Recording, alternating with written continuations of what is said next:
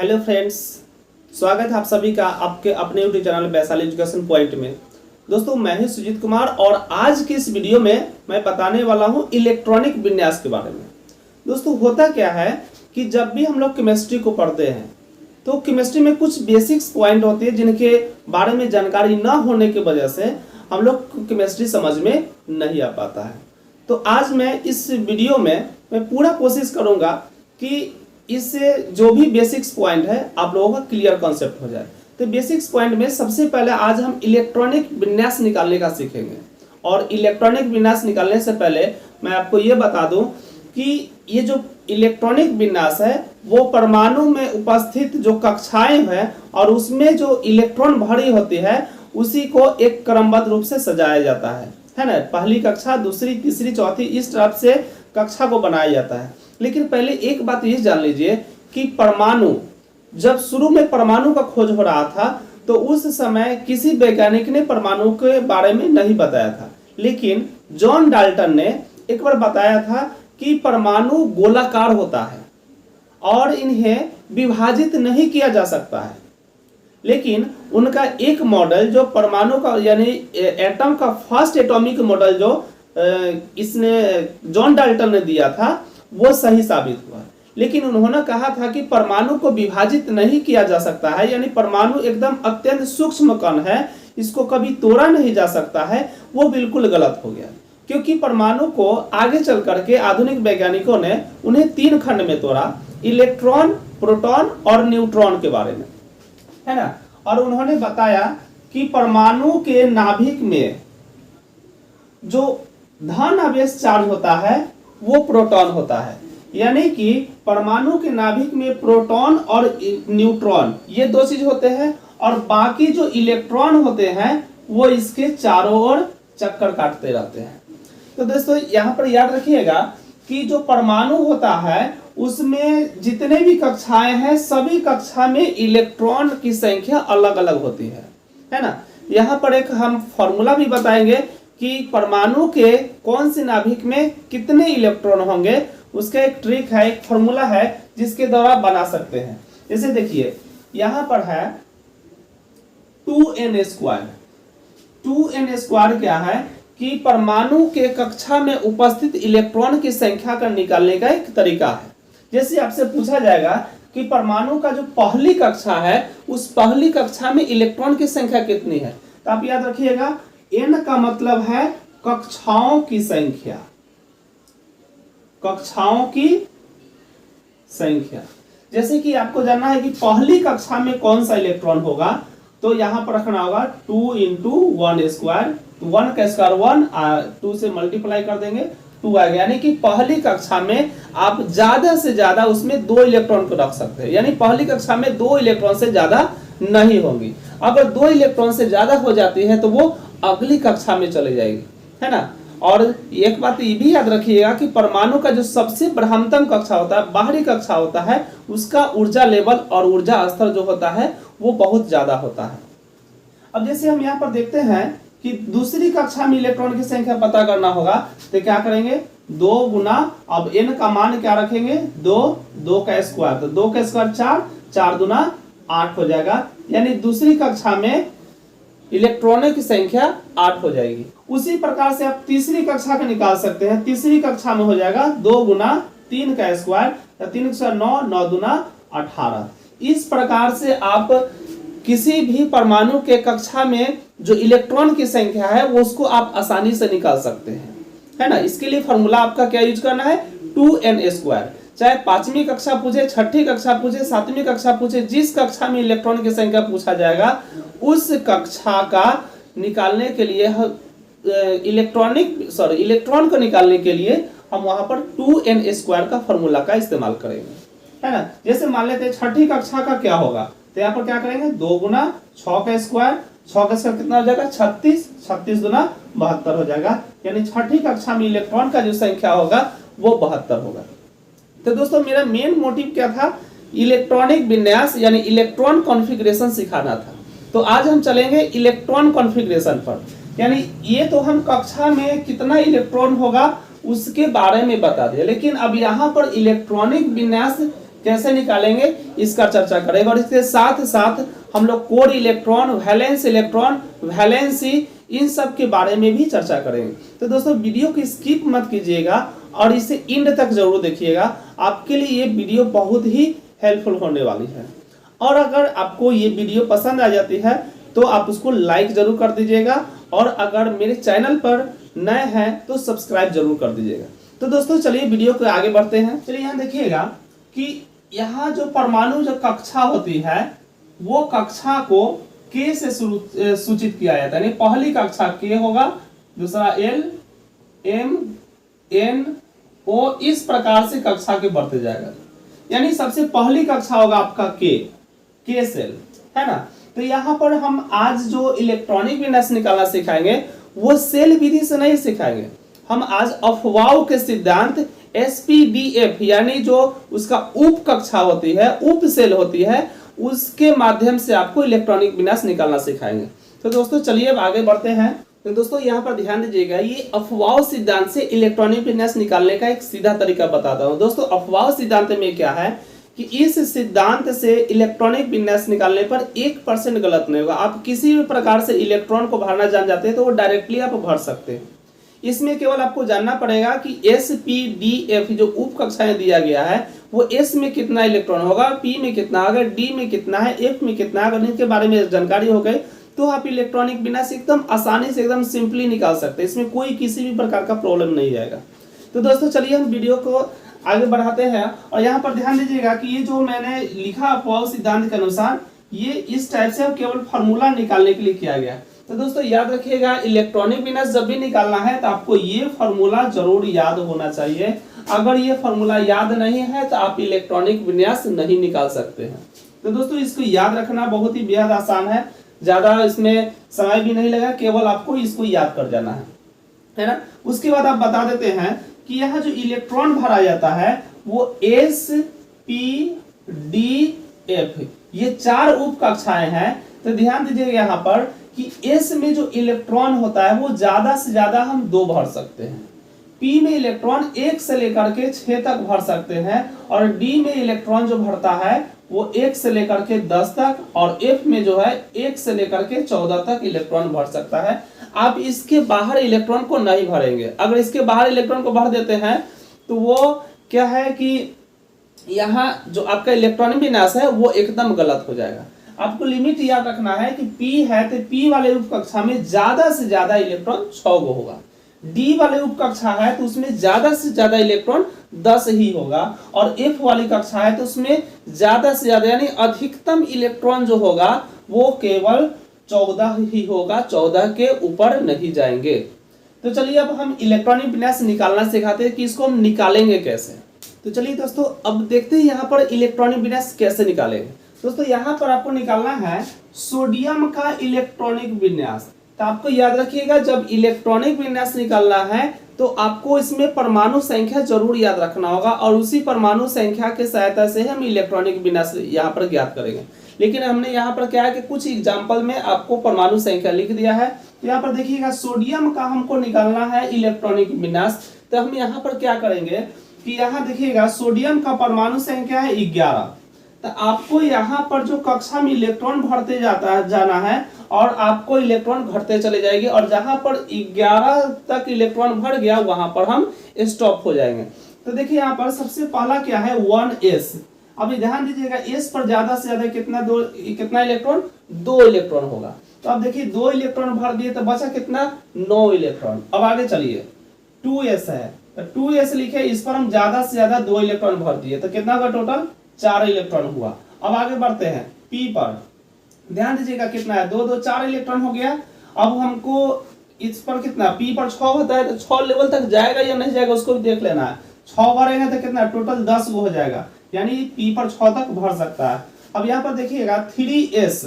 अब यहाँ पर कंफ्यूजन ये होगा कि s पर हम तो यहाँ 2 2 भरते हैं, तो 2 नहीं भरते हैं। यहाँ पर इलेक्ट्रॉन की संख्या यानी परमाणु की संख्या जो 11 है इसके अनुसार हम भरते जा रहे हैं।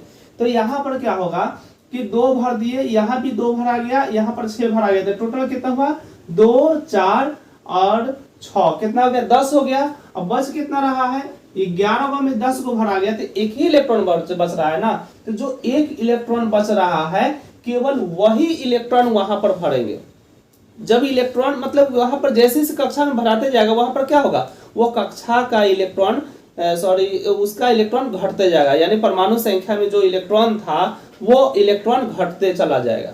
चलिए दूसरा एग्जांपल देखिए, इसमें क्लियर हो जाएगा। दूसरा एग्जांपल क्या है, मैग्नीशियम। मैग्नीशियम का परमाणु संख्या कितना है, 13 है। इसमें भी देखिए क्या करेंगे, यहीं से स्टार्ट करेंगे। सबसे पहले लिखेंगे 1s, इस पर 2 भर दीजिए, 2s कितना हो गया, 2 हो गया, टोटल कितना 4 हो गया। याद रखिएगा जितना परमाणु संख्या है उतना लिमिट तक पहुंचना है, उस लिमिट से बाहर नहीं जाना है ना।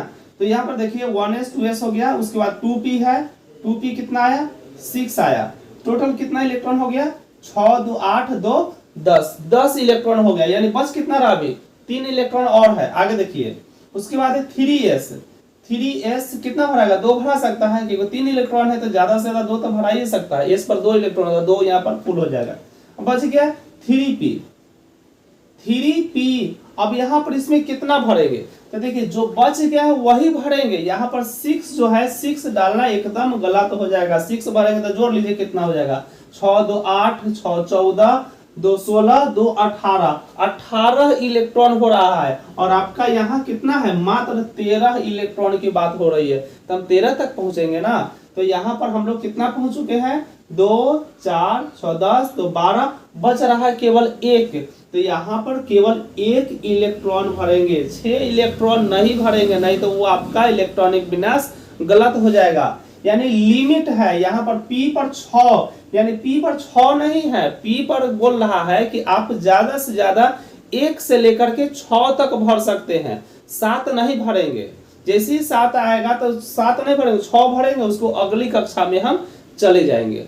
देखिए अगला है ऑक्सीजन। ऑक्सीजन का कितना है परमाणु संख्या, ऑक्सीजन का परमाणु संख्या 8 है। तो ऑक्सीजन का परमाणु संख्या 8 है। तो फिर यहाँ पर से लेवल लेकर चलिए। यहाँ फर्स्ट में क्या है 1s 2 हो गया, उसके बाद 2s 2 हो गया, उसके बाद 2p। अब यहाँ पर देखिए 2 2 4 हो गया, और यहाँ पर 8 है तो 4 तक तो भर गया। अब यहाँ पर अगर 6 भर देंगे तो कितना 10 हो जाएगा, तो ये गलत हो जाएगा। यानी जितना इलेक्ट्रॉन बच रहा है उतना ही भरिए। 2 2 4 हो गया, बचेगा कितना 4, तो हम इस पर 4 ही भरेंगे, है ना। 6 तक लिमिट है, हम इसको यहाँ पर जितना इलेक्ट्रॉन बच रहा है 4 बचा 4 भरेंगे, है ना। तो ये हो गया आपका ऑक्सीजन का इलेक्ट्रॉनिक विन्यास। उसके बाद देखिए क्लोरीन है। क्लोरीन का परमाणु संख्या 17 है। तो क्लोरीन का कैसे निकालेंगे, सेम इसी प्रकार से, आपको कुछ नहीं करना है, एकदम यहाँ सब लिखा हुआ है। ये आपको इसको याद कर लीजिए। ये जब याद हो जाएगा तो इलेक्ट्रॉनिक विन्यास निकालना एकदम आसान हो जाएगा। इलेक्ट्रॉनिक विन्यास एकदम आसान है, इजी है निकालना। आप लोग मेहनत नहीं करना चाहते हैं। यहाँ पर देखिए क्या करना है, 1s भर दीजिए, 1s 2 को भरा गया, 17 तक पहुंचना है, याद रखिएगा। 2s 2 2p 6 3s 2, गिन कर देख लीजिए कितना होगा, 2 2 4 6 10 तो 12, बचा हुआ 5, यानी 3p 5। जो बच गया वही लिखाएगा, पूरा नहीं लिखना है। ये 17 हो गया।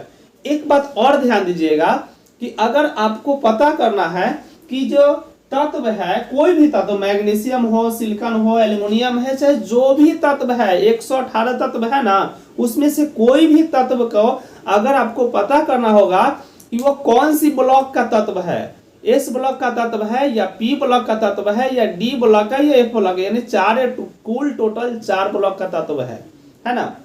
आप पीरियोडिक टेबल निकाल के देखिएगा, उसमें टोटल 4 ब्लॉक तत्व है। चारों ब्लॉक में यानी आवर्त और आवर्त सारणी जो है पीरियोडिक टेबल, उसमें आप देख सकते हैं कि 4 ब्लॉक अलग अलग खंड में बनाया गया है। पहले एस है, लास्ट में पी है, बीच में डी है, और नीचे वाला जो लैंथेनाइड्स और एक्टिनाइड्स का जो दिया गया ग्रुप वो एफ ब्लॉक का तत्व है। तो यहाँ पर देखिए पता करने के लिए क्या करेंगे, सबसे अंतिम कक्षा में देखेंगे। कक्षा मतलब जान रहे हैं, देखिए यहाँ पर कक्षा भी एक चीज आप आसानी से जान लीजिए क्या है। 1 लिखा हुआ है, यानी मैथ अंक के रूप में जो लिखा हुआ है 1, वो पहली कक्षा है। यहाँ देखिए 2 लिखा हुआ है, 2 है ना यहाँ पर, या ई भी 2 है, ई भी 2 है, यानी दोनों दूसरी कक्षा है। तो ये हो गया टोटल दूसरी कक्षा, और ये हो गया तीसरी कक्षा। अब आपको कहेगा कि कक्षा वाइज हमको इलेक्ट्रॉन की संख्या गिन के बताइए, तो आप देखिए यहाँ पर कैसे बताइएगा। ये एक हो गया पहली कक्षा। तो पहली कक्षा का इलेक्ट्रॉन कितना है, इसके माथा पर देखिएगा, इसके माथा पर लिखा हुआ है 2, यानी इसका इलेक्ट्रॉनिक विन्यास 2 है। उसके बाद देखिएगा 2s2 2p6, यानी ये दोनों 2 है ना, यानी ये भी दोनों दूसरी कक्षा के इलेक्ट्रॉन है।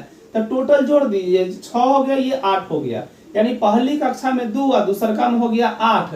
अब आपको गिनती करना है, मतलब अंतिम कक्षा, तो अंतिम कक्षा जो है तीसरी कक्षा, यानी लास्ट में जो कक्षा होगा वही ना अंतिम कक्षा होगा, और अंतिम कक्षा है आपका तीसरी कक्षा। तो तीसरी कक्षा में कितना इलेक्ट्रॉन है, 1, यही आपका इलेक्ट्रॉनिक विन्यास है। सेल विधि से इलेक्ट्रॉनिक विन्यास निकालना होता तो आपको इसी तरीका से बताते, लेकिन सेल विधि से आप लोग को अभी नहीं बता रहे हैं। रीजन है कि आप लोगों को पहले भी सिखाना है, इसके एक डिटेल वीडियो बनाएंगे, उसमें हम आप लोगों को सारे एकदम एक एक चीज करके डिटेल से आपको बता देंगे। लेकिन आज हम एक शॉर्ट वीडियो है, इसमें हम जो बेसिक्स है जो उसको हम थोड़ा सा क्लियर कर लेते हैं, जिससे आपको इलेक्ट्रॉन विन्यास निकालने में बहुत दिक्कत होती है, तो वो आप आसानी से निकाल सकते हैं। इसके बाद हम बताएंगे कि वैलेंस इलेक्ट्रॉन क्या है, कोर इलेक्ट्रॉन क्या है, वैलेंसी कैसे निकालते हैं, यानी संयोजकता क्या है। देखिए संयोजकता अगर याद है तो आपको फॉर्मूला याद करना, केमिस्ट्री का फॉर्मूला याद करना एकदम आसान, यानी याद नहीं करना पड़ता है, आप केवल वैलेंसी याद है, आप उसका फॉर्मूला देख सकते हैं,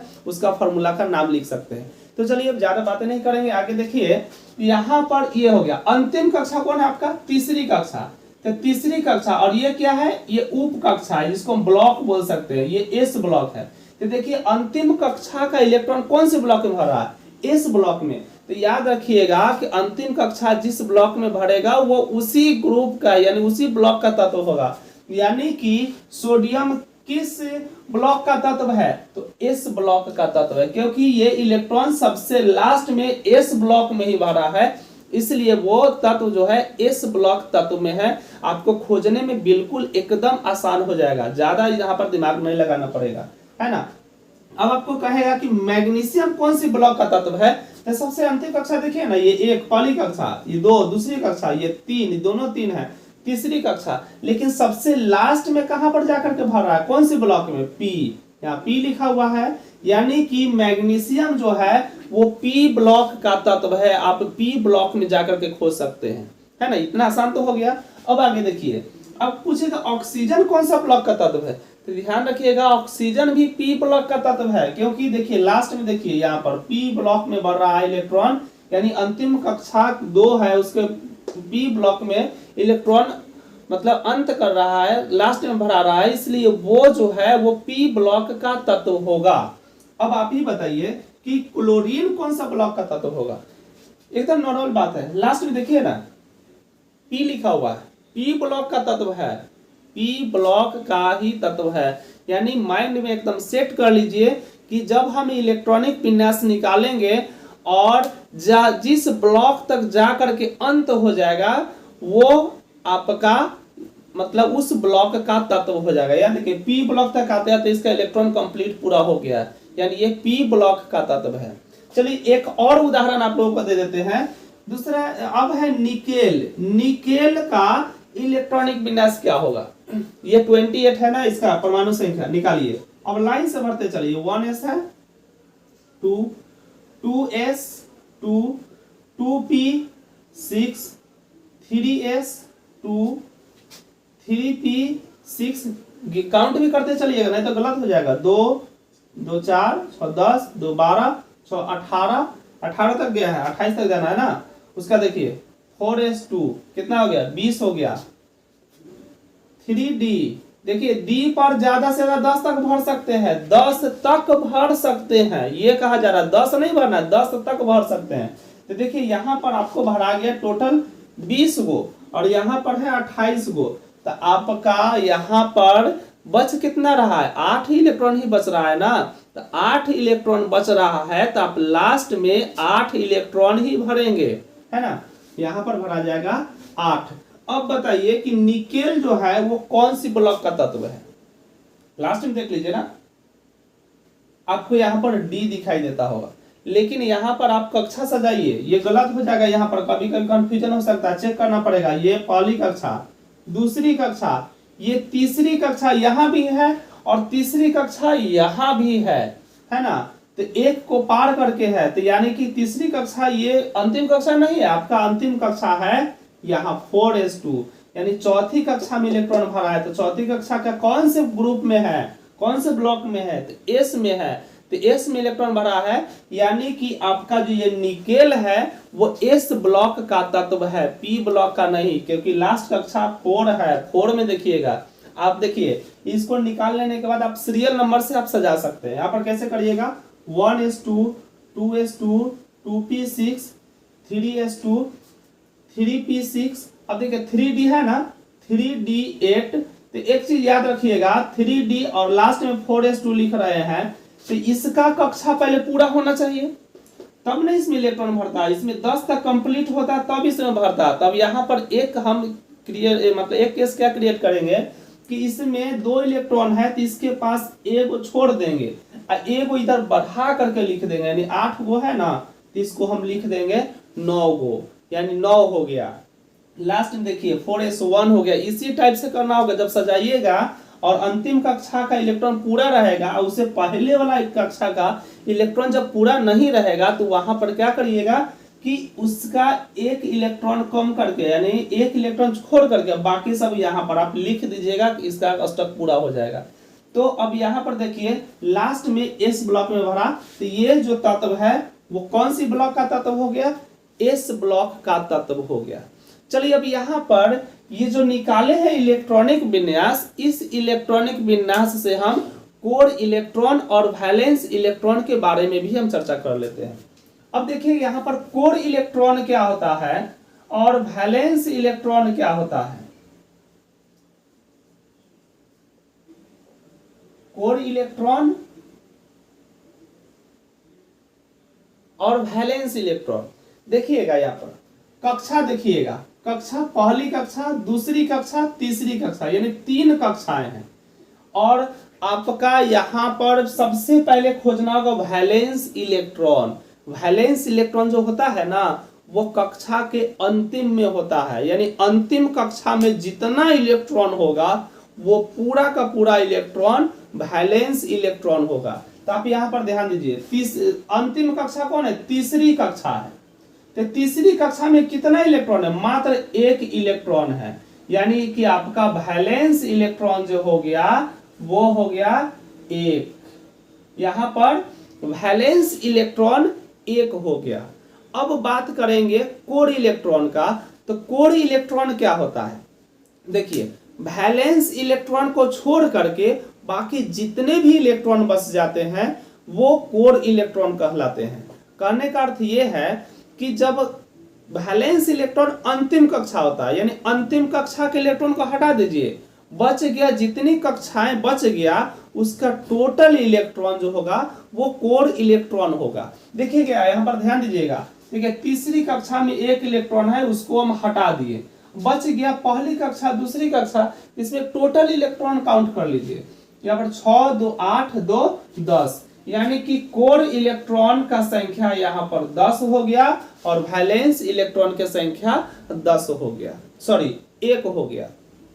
अब एक बात याद रखिएगा कि कोर इलेक्ट्रॉन और वैलेंस इलेक्ट्रॉन में ज्यादा उपयोगी कौन होता है। याद रखिएगा यहाँ पर कि कोर इलेक्ट्रॉन जो होता है वो रासायनिक अभिक्रिया में भाग नहीं लेता है, किसी भी प्रकार के रासायनिक अभिक्रिया में भाग नहीं लेता है। यहाँ पर सिर्फ वैलेंस इलेक्ट्रॉन ही रासायनिक अभिक्रिया में भाग लेता है, यानी अंतिम कक्षा वाला इलेक्ट्रॉन यही डिसाइड करेगा कि वो किसके साथ रहेगा। वो अपना इलेक्ट्रॉन किसी को दे देगा या वो किसी दूसरे तत्व से वो इलेक्ट्रॉन ले लेगा, यानी त्यागने और ग्रहण करने का क्रिया केवल वैलेंस इलेक्ट्रॉन के क्षमता पर डिपेंड करता है।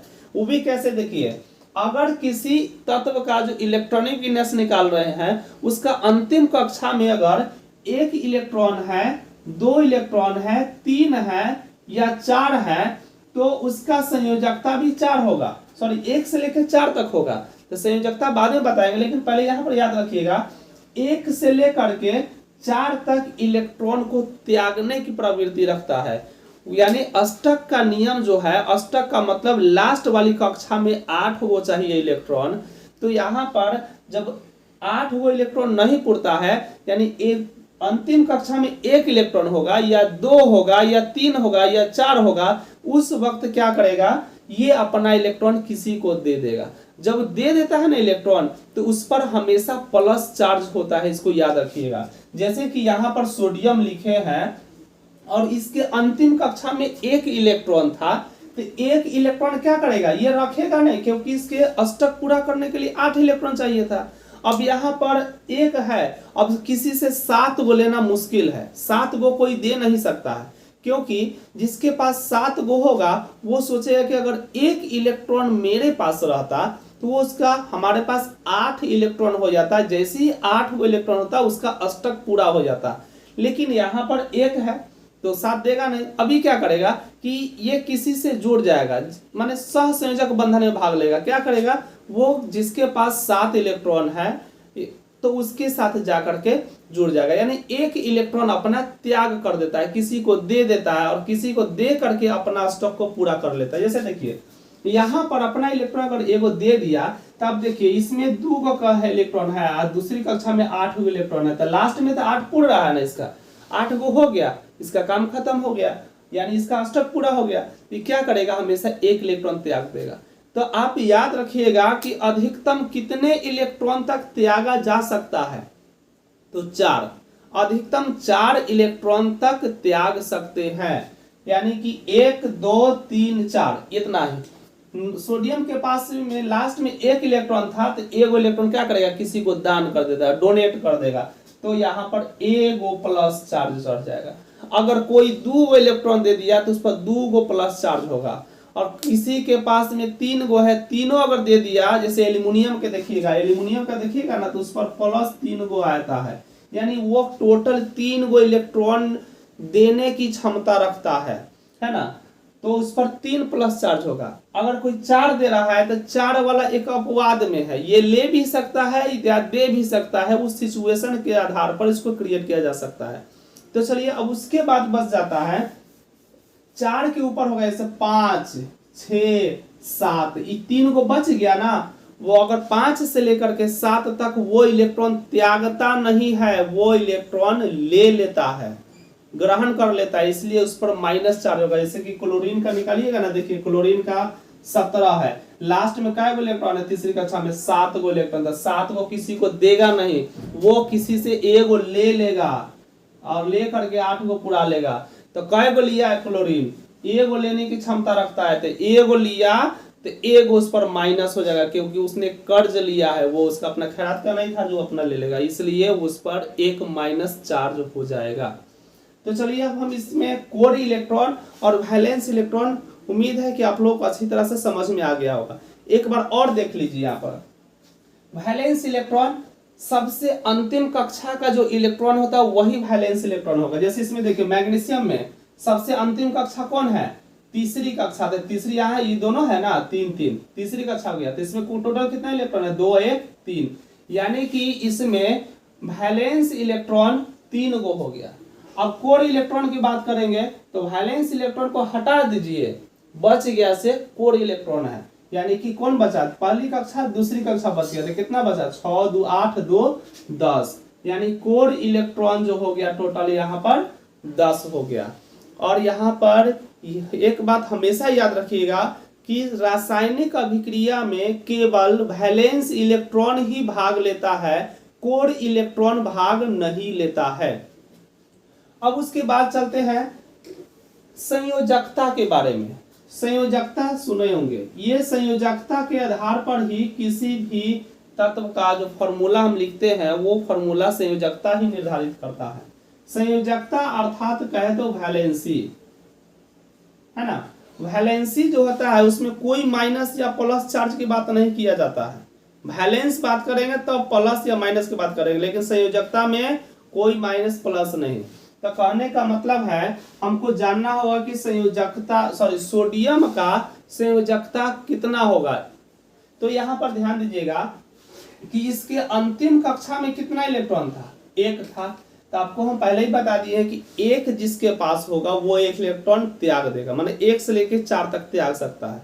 तो जिसके अंतिम कक्षा में इलेक्ट्रॉन 1 होगा, 2 होगा, 3 होगा, 4 होगा, तो वो उसका संयोजकता भी 1 से लेकर के 4 तक हो सकता है। उसके संयोजकता में मतलब बढ़ेगा नहीं या ना घटेगा, यानी 1 से लेकर 4 तक अगर किसी परमाणु के अंतिम कक्षा में इलेक्ट्रॉन है तो उसका संयोजकता भी उतना ही हो जाएगा। अगर मान लेते हैं यहाँ देखिए मैग्नीशियम का अंतिम कक्षा में इलेक्ट्रॉन का 3 था, इसका वैलेंसी जो है वैलेंसी वो भी 3 हो जाएगा, यानी संयोजकता उसका 3 होगा। अगर अंतिम कक्षा में 4 इलेक्ट्रॉन है तो उसका संयोजकता भी 4 हो जाएगा। अब जैसे ही 4 के ऊपर जो मतलब उसमें इलेक्ट्रॉन होंगे तो उसका संयोजकता निकालने के लिए 8 माइनस करेंगे, 8 में से उसको घटा देंगे, जो आएगा वही उसका संयोजकता होगा। जैसे आप यहाँ पर देख सकते हैं 5 2 7, यानी क्लोरीन के अंतिम कक्षा में टोटल 7 वो इलेक्ट्रॉन है, तो वैलेंसी यहाँ पर जो है ना वो 7 नहीं होगा। हम क्या बताए थे, 4 के ऊपर जब भी अंक आएगा तो 8 में से घटाना है, यानी 7 आ गया ना तो 4 के ऊपर है तो आप क्या करिएगा 8 में से अंतिम कक्षा वाला जो 7 है उसको घटा दीजिए, टोटल क्या आ गया 1, यानी कि क्लोरीन का जो संयोजकता है वो 1 होगा, है ना। इसी प्रकार से आप किसी भी तत्व का संयोजकता आप आसानी से निकाल सकते हैं, बशर्ते आपको ध्यान में रखना होगा कि संयोजकता निकालने के लिए इलेक्ट्रॉनिक विन्यास आना बहुत ही जरूरी है। अगर इलेक्ट्रॉनिक विन्यास नहीं आ रहा है तो आपका समझिए कि पूरा केमिस्ट्री अधूरा है, आप केमिस्ट्री का कुछ भी आप हल नहीं कर पाएंगे। इसलिए इलेक्ट्रॉनिक विन्यास आना बहुत ही जरूरी है। अगले क्लास का जो वीडियो हम बना करके लाएंगे एक पूरा फुल डिटेल मतलब परमाणु के बारे में लेकर के आएंगे। आज शॉर्ट केवल हम फुआओ सिद्धांत के माध्यम से इलेक्ट्रॉनिक विन्यास निकालना सिखा दे। इसमें हम core electron, valence electron, valency और संयोजकता ये सब के बारे में हम बता दिए हैं, है ना।